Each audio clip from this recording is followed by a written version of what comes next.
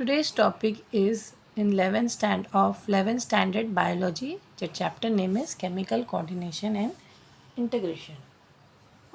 So as you can see, I'll let you know that it is the most important chapter in your biology syllabus. Okay? तो क्या होता है chemical coordination? Chemical यानी कि chemical release हो रहे हैं बॉडी में, ये तो आप लोग को पता ही है। और वो मैसेंजर्स का काम करते हैं और हार्मोन्स, वही जो केमिकल मैसेजेस है उसको हम हार्मोन्स बोलते हैं, राइट। और ये चैप्टर का बेटा अगर आप लोग को डिटेल में पढ़ना है तो या इसका बेस पढ़ना है तो आप लोग 20 कॉलर में जाके स्टैंडर्ड 8 एंडोक्राइन ग्लैंड्स या स्टैंडर्ड 10 एंडोक्राइन ग्लैंड्स देख सकते हो। यहाँ पे हम थोड़ा हाई लेवल का पढ़ाएंगे। Okay, so before starting this chapter, तो जितने केमिकल्स होते हैं बॉडी में वो एक दूसरे के फंक्शंस को कोऑर्डिनेट करते हैं। इसीलिए यहाँ पे सबसे इम्पॉर्टेंट जो फैक्टर होता है, ये जो केमिकल्स रिलीज़ हो रहे हैं in the form of hormones, ये एंडोक्राइन ग्लैंड्स के थ्रू रिलीज़ हो रहे हैं। So before you know moving forward to the chapter, let us know something about endocrine gland. In fact, this entire chapter is based on endocrine glands only. Okay, now what is endocrine gland? They are the ductless gland, okay, which release hormone. उनका कोई duct नहीं होता है, यानी कोई pipeline नहीं होता है जो डायरेक्टली ब्लड में रिलीज होता है। Okay, they are the ductless gland which secretes chemicals directly into the blood. This is the classical definition, and these chemicals are called hormones. So hormones हम कह सकते हैं they are the chemical messengers secreted into blood और extracellular fluid, okay, that affects the functioning of other cells. Most of the hormones circulate in the blood, coming into contact with all essential cells. But the key words you have to use over here, that the hormones they are non-nutrient, में कोई nutrients नहीं होते हैं, and secondly बहुत small amount में release हो रहे हैं या traces में release हो रहे हैं, और ये intercellular messengers होते हैं, राइट। और क्योंकि हार्मोन की बात हो ही रही तो मैं ये बता सकती हूँ कि हार्मोन का जो मतलब ही होता है, हार्मोन्स का मतलब होता है to excite, okay, to excite. And the first hormone which was discovered, in fact ये क्वेश्चन आता भी है, first hormone which was discovered was secretin, okay, was secretin which basically affects pancreas and secreted into the pancreas and liver. Okay, so I hope you have understood what is hormone. So moving forward into the chapter, जो endocrine system जो होता है, जो endocrine system होता है basically it is affected by neural system and it is fast and short lived. Okay, the organs which secretes the hormones are heart, JGA, gastrointestinal tracts. Okay, and if you talk about the endocrine glands, you can say that the pituitary gland, there are many endocrine glands. If I go to show you the diagram of endocrine gland, there are many endocrine glands, and I will show you in fact one of the diagram which I have drawn. See, this are the different various endocrine glands in your body: the hypothalamus, the pituitary, the pineal gland, pancreas, adrenal gland, okay, your gonads, okay, that is ovary and testis. Ovaries in female and testis in male. These are the location of various endocrine glands in your body. I will send you the PDF, but this is the location. Please keep a note on it. ठीक है, so talking about pituitary gland, it is the master gland, and you can say that hypothalamus is the super master gland, which in turn controls pituitary. Pituitary contains all the other glands, okay, most of the endocrine glands, and therefore it is known as the master gland,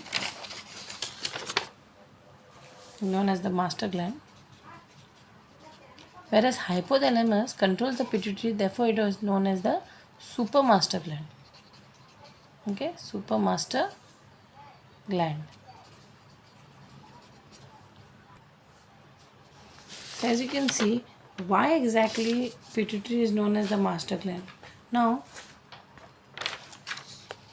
talking just about pituitary, you can see that pituitary itself is divided into anterior and posterior. Anterior मतलब सामने वाला, posterior back side, okay, and it directly releases into the blood, that you know. And this pituitary gland is also known as hypophysis. It is also known as hypophysis. Also you have to note it is the smallest endocrine gland. Key words I am telling you all location के बारे में. इसके लिए आप लोग देखो NCERT refer कर सकते हो to know detail about each gland. But today I am gonna focus more about what is important. So if I tell you all that pituitary is also known as hypophysis. It is the smallest endocrine gland. It is pea-sized. Okay, there are two lobes, that is anterior and the posterior lobes. Okay, and the posterior lobe is also known as neurohypophysis. See, hypophysis is a pituitary gland. And the posterior, why it is known as neurohypophysis, I will tell you now. Okay, but before that, you should also know that this pituitary gland controls the other glands, and basic hormones that it releases are. So here you can see in the diagrammatic form, see how this is related. If you can see this, these are also neurons and they have nerve endings, and this is the pituitary part. Okay, right? And here you can see that here there is a gap, and then this is the anterior pituitary. यानी कि जो hypothalamus जो भी secrete करेगा वो directly यहाँ पे इस पार्ट पे जो पोस्टीरियर पिट्यूटरी में नर्व एंडिंग्स के थ्रू उसको सिग्नल देगा कि ऐसे या करना है या वैसे करना है. बट ईयर या एंटीरियर पिट्यूटरी से कनेक्शन नहीं है, ओके, नर्व एंडिंग्स नहीं है. तो anterior pituitary actually is the master gland, not your posterior pituitary, and that produces their own hormone. So here see you can see group of neurosecretory cells called nuclei producing hormone. This is your hypothalamus. This is your hypophyseal portal system. Why portal? Here the connection is due to portal system. Portal system what? Organ to organ when there is blood is supplied. There normally क्या होता है blood अगर blood है तो direct हम heart में जाता है फिर पूरा पंप होता है, लेकिन पोर्टल सिस्टम में डायरेक्टली ऑर्गन टू ऑर्गन जाता है. ठीक है, एक ऑर्गन से दूसरे ऑर्गन में जाना. तो यहाँ पे पोर्टल हाइपोफिसिल पोर्टल सिस्टम बन रहा है. तो अगर एंटीरियर पिट्यूटरी की बात करें और इन जनरल पिट्यूटरी की ही बात करें तो हम लोगों को पता होना चाहिए कि जो पिट्यूटरी होता है, पिट्यूटरी ग्लैंड होता है, वो एक स्टिमुलेटिंग या ट्रॉपिक भी बोला जाता है उसको, कि वो दूसरे को स्टिमुलेट करता है. ये देखो, ये पिट्यूटरी ग्लैंड है, देखो ये पोस्ट पिट्यूटरी है और ये पास डिस्टेलिस बोलते हैं जो हमारा एंटीरियर पिट्यूटरी है, और बीच में पास इंटरमीडिया बोलते हैं. Right, you have to know this. Now same diagram even I have drawn. The main focus is कि कौन कौन से हॉर्मोन्स जो बेसिकली ये हॉर्मोन्स रिलीज़ कर रहा है किस किस को इफ़ेक्ट करने वाला है पिट्यूटरी ग्लैंड का. तो ये ग्रोथ हार्मोन पे रिलीज़ करेगा. थायराइड स्टिमुलेटिंग हार्मोन, देखो thyroid stimulating, it's stimulating the other organ. जैसे थायराइड ग्लैंड को वो कहता है जाग जाओ, अपने हार्मोन रिलीज़ करो. मतलब ये दूसरों को अफेक्ट, दूसरे ग्लैंड्स को अफेक्ट कर रहा है पिट्यूटरी ग्लैंड, कि वो एक जगाने का काम करता है कि उठ जाओ अपना काम करो, या उठ जाओ अपने हार्मोन रिलीज़ करो, है ना. यानी कि या तो वो इनहिबिट कर रहा है या रिलीज़ करने में हेल्प कर रहा है. देखो यहाँ पे एड्रेनल कॉर्टिकोट्रोपिक हार्मोन और प्रोलैक्टिन. अब ये बेसिकली सबका काम क्या है, जो ग्रोथ हार्मोन होता है वो ग्रोथ से रिलेटेड चीज़ें करता है, जैसे मसल्स, बोन, स्किन, इनका ग्रोथ करता है. थायराइड स्टिमुलेटिंग हार्मोन जो होता है जो पिट्यूटरी ग्लैंड रिलीज़ करता है, वो थायराइड ग्लैंड को जगाता है कि अपना हार्मोन रिलीज़ करो. और जो एड्रेनल कॉर्टिको हार्मोन, ये जो किडनी के ऊपर जो एडीएच कॉर्टेक्स वाला पार्ट होता है, उसी पार्ट को स्टिमुलेट करता है, एड्रेनल कॉर्टेक्स वाले ग्लैंड को. ओके, ACTH भी बोलते हैं. और प्रोलैक्टिन यानी कि ये जो पिट्यूटरी ग्लैंड है stimulates milk production by releasing prolactin. देखो मिल्क वाली बात आई है तो मिल्क याद रखना, मिल्क में एक तो होता है प्रोडक्शन होना, एक होता है रिलीज़ होना. रिलीज़ जो होता है वो बेसिकली ये प्रोलैक्टिन नहीं करता है. Okay, prolactin helps in production, oxytocin helps in releasing. तो देखिए यहाँ पे आप लोग नोटिस कर सकते हैं हर हार्मोन का अपना अपना एक डिटेल काम होता है. ऑक्साइटोसिन मिल्क रिलीज़ करने में हेल्प करता है, जबकि मिल्क प्रोडक्शन प्रोलैक्टिन करता है. ओके, देन नेक्स्ट जो पोस्ट पिट्यूटरी होता है उसका भी अपने अपने फंक्शंस होते हैं. ओके, और हाँ एक और गोनेडोट्रोपिक हार्मोन जो बेसिकली FSH और LH फॉलिकल स्टिमुलेटिंग हार्मोन और ल्यूटिनाइजिंग हार्मोन रिलीज़ करता है इन टर्न, जो कि हम डिटेल में रिप्रोडक्शन चैप्टर में पढ़ेंगे. तो this part you can take a screenshot It's very important. These are the hypophyseal hormones or the pituitary hormone. तो basically anterior pituitary GH, ACTH, PRL, LH, FSH और TSH release कर रहा है. Okay ये बीच में MSH है. और यहाँ पे posterior pituitary ऑक्साइटोसिन और ADH रिलीज़ कर रहा है. देखो ADH क्या होता है? एंटी डायरेटिक हार्मोन, जो कि वैसोप्रेसिन यानी कि आपके जो प्रेशर जो है वेन्स में कम कर रहा है एंड देयरफॉर बीपी इंक्रीज कर रहा है. ठीक है, ये कुछ की पॉइंट्स हैं, you have to note it down. Now if you talk about hypothalamus which is your super master gland. So hypothalamus, you can call it as super master gland. If you want to see the positioning of hypothalamus, yes, here it is.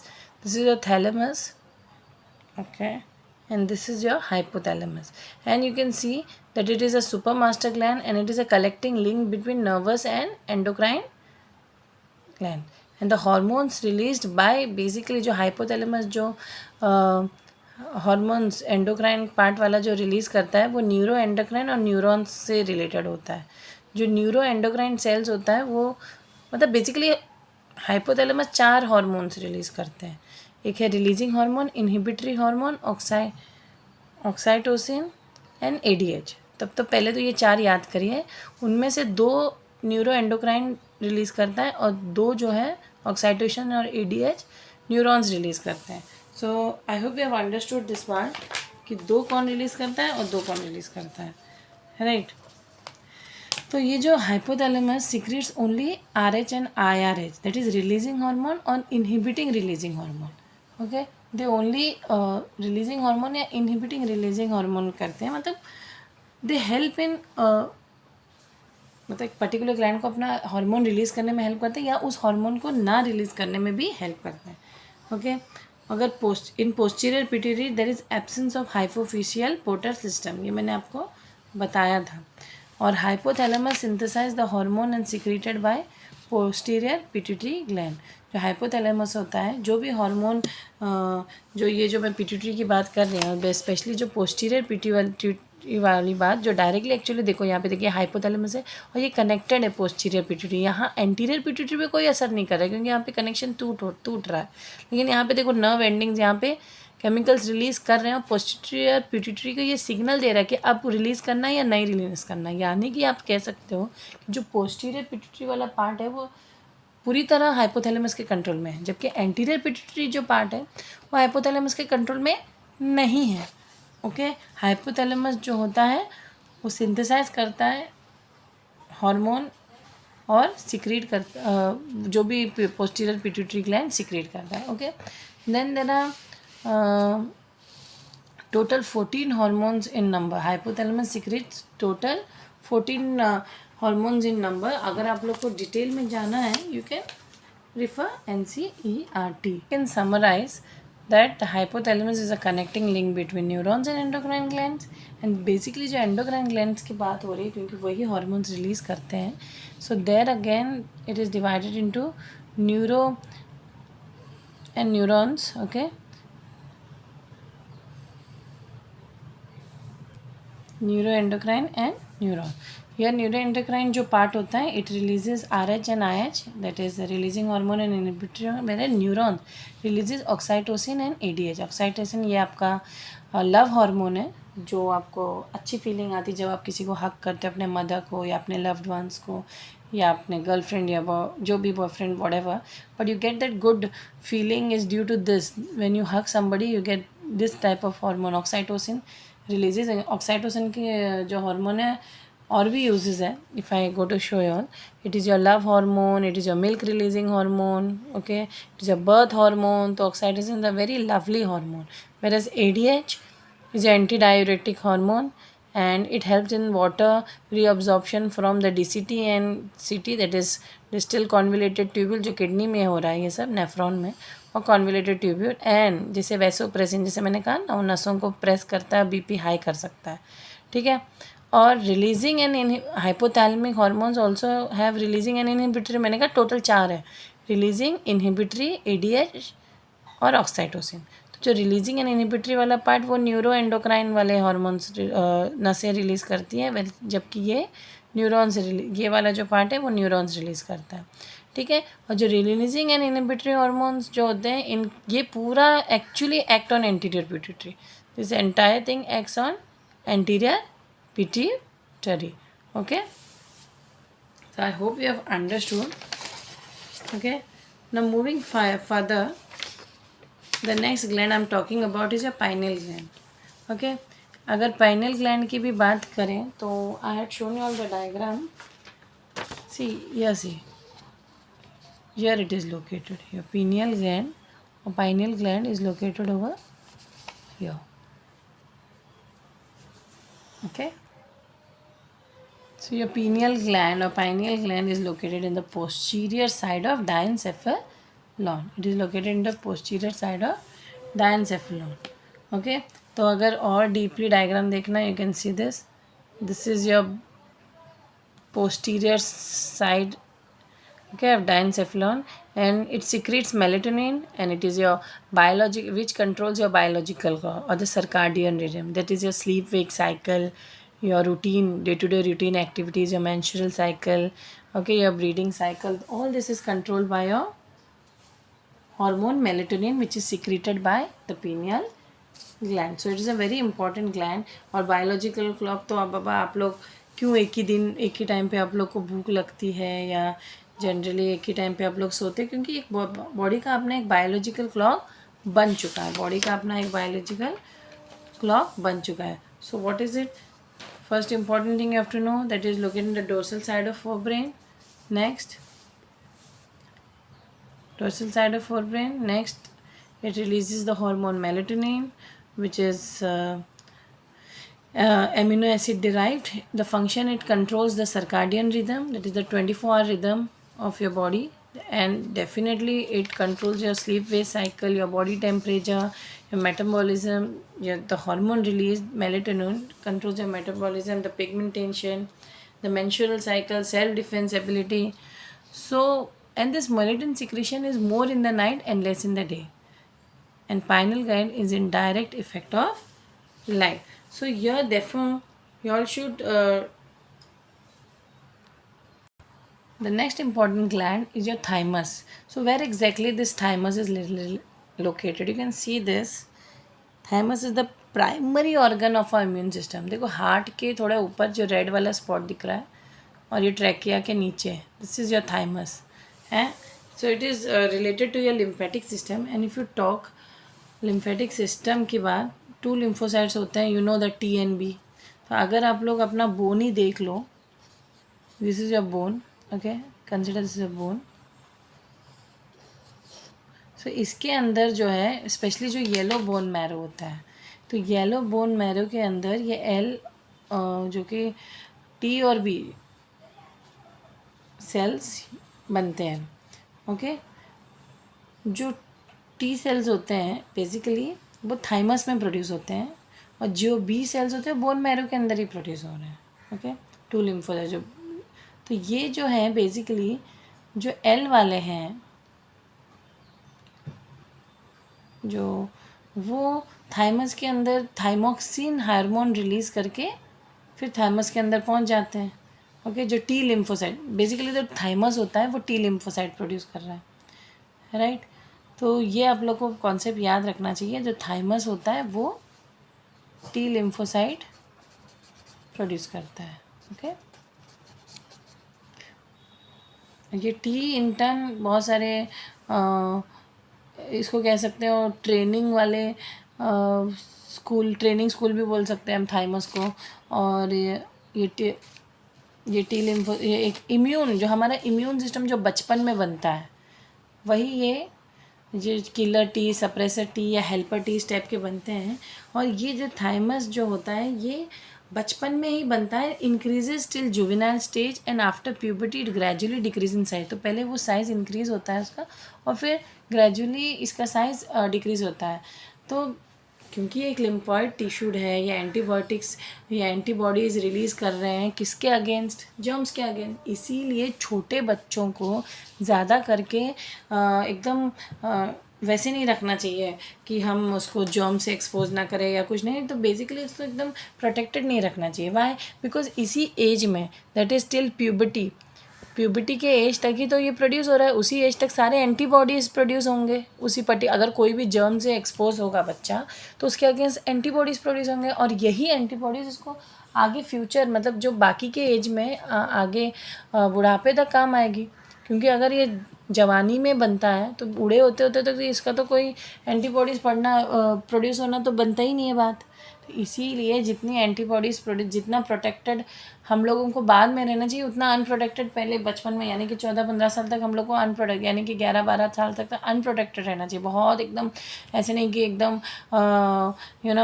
इधर ना जाओ उधर ना जाओ, ये नहीं करो वो ना करो, वो वाले बच्चे देखना बड़े होके ज़्यादा इम्यून्ड नहीं होते हैं। इसलिए जितना इम्यूनेशन हम लोग को बचपन में मिल सकती है वो इसका मेन वजह होता है थाइमस की वजह से।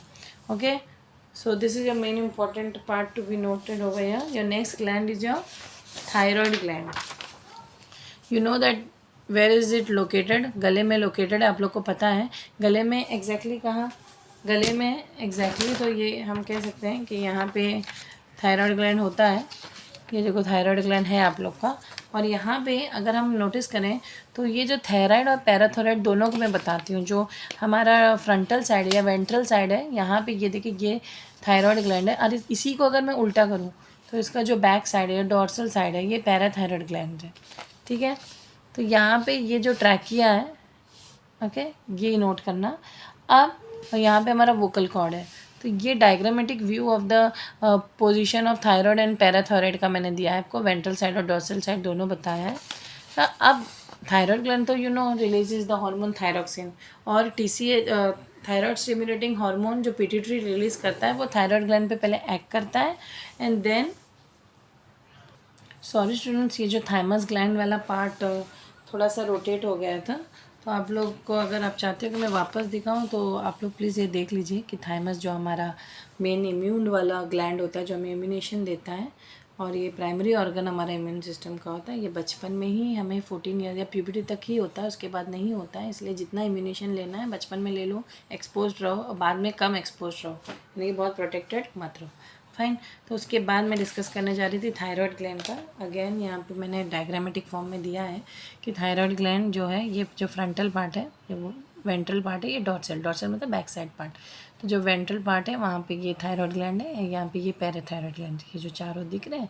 ओके, अगेन एबनॉर्मलिटी इससे हार्मोन तो थायरोक्सिन रिलीज ही करता है। देखो कोई भी चीज़ एक्सेस या कम नहीं होना चाहिए, हाइपो या हाइपर नहीं होना चाहिए। अगर होने से एबनॉर्मलिटी होती है। एबनॉर्मलिटी किस किस टाइप की हो सकती है? Due to deficiency of thyroxine या थायराइड ग्लैंड, या एक्सेस ऑफ थायरोक्सिन और थायराइड ग्लैंड ने अगर एक्सेस थायरोक्सिन रिलीज़ किया। तो अगर हाइपो है तो हाइपोथायरॉयडिज्म यानी कि लोअर प्रोडक्शन हो रहा है, हाइपोथायरॉयडिज्म यानी कि लोअर प्रोडक्शन हो रहा है, हाइपरथायरॉयडिज्म यानी कि ओवर प्रोडक्शन हो रहा है थायरोक्सिन का। ये बेसिकली कब हो रहा है? ड्यूरिंग प्रेगनेंसी होता है lower production. After developing child in adult female abnormal menstrual cycle हो सकता है। यहाँ पे मेन रीज़न है goitre, enlargement of thyroid gland. Okay, और इसका मेन गॉइटर तो आप लोग को पता ही है, यहाँ पे गला एकदम बड़ा हो जाता है, और ये due to deficiency of iodine होता है। ठीक है, तो इसीलिए अपने जो आप लोग मेरे वीडियोस देख सकते हो स्टैंडर्ड 8 का, तो वहाँ पे भी मैंने ये भी दिया है कि पर्टिकुलर हार्मोन से अगर कोई डेफिशिएंसी हो रही है तो उसके लिए हमें क्या कौन सा फूड है जो वो डेफिशिएंसी कॉज करती है। Okay, you can go and watch the video. Then hyperthyroidism यानी कि ओवर प्रोडक्शन, यहाँ पे दे में affect many physiological functions. Reason है कैंसर है, नोड्यूल्स ऑन थायराइड है। ठीक है, so this is the first part I am doing of chemical coordination. Next part I will do in the next lecture. Thank you.